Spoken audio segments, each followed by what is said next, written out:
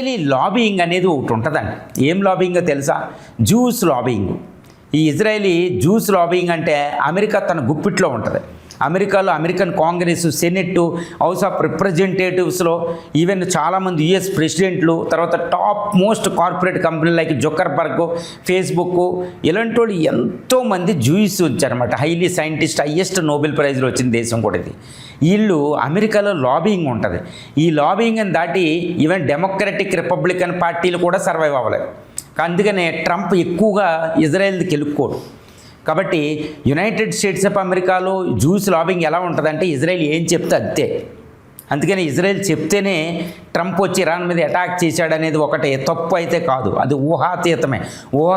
అందనది ఏం కాదు, అన్ఇమాజినబుల్ ఏం కాదండి, అది రైటే.